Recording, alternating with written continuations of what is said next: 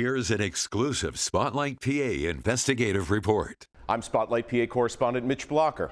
The cannabis industry is spending big money lobbying Pennsylvania lawmakers as they consider legalization and regulation.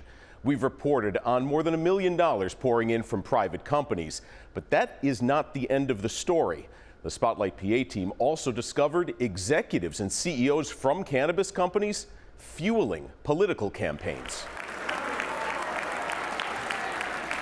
The governor's February budget address came with a direct request. And so I ask you to come together and send to my desk a bill that legalizes adult use cannabis. The state's former attorney general asked the legislature to keep an open mind, like he did. And as the former chief law enforcement of the Commonwealth of Pennsylvania, this was really hard for me.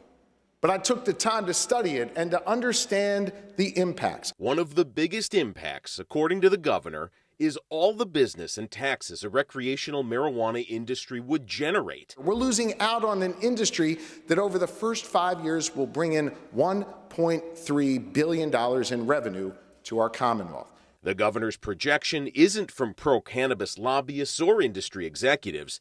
It comes from Pennsylvania's Independent Fiscal Office, a nonpartisan advisory for state lawmakers. This is an industry that's going to bring in presumably hundreds of millions in tax revenue, and that's going to go into tax credits, tax breaks, grant programs, things that will impact everyday Pennsylvanians. With so much at stake, Spotlight PA's government team wanted to see who was in our elected officials' ears.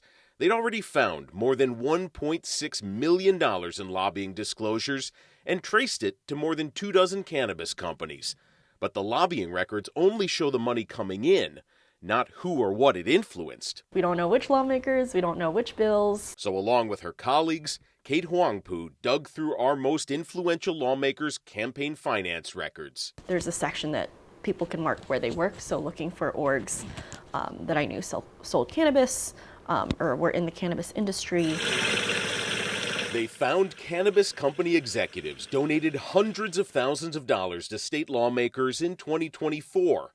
Among them, Curio CEO Michael Braunfein, who contributed $32,000 to Governor Shapiro in 2024. The company runs dispensaries in nearby Maryland.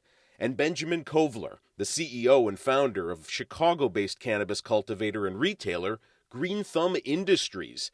Campaign finance records show $45,000 contributed to the Commonwealth's highest-ranking lawmakers last year. It's all permitted. That being said, I think there's been a lot of advocates for good government groups who are saying, it is sort of pay to play, right? Where the everyday person probably doesn't have a couple $100,000 to spend. They want to get in the game. They want to get in the game, yeah. And I found quotes from their CEOs essentially saying, we're really excited about the East Coast. We're really looking at new industries or new markets out east in Pennsylvania and the region. So it was kind of like saying the quiet part out loud to some extent of they want to get in the game here.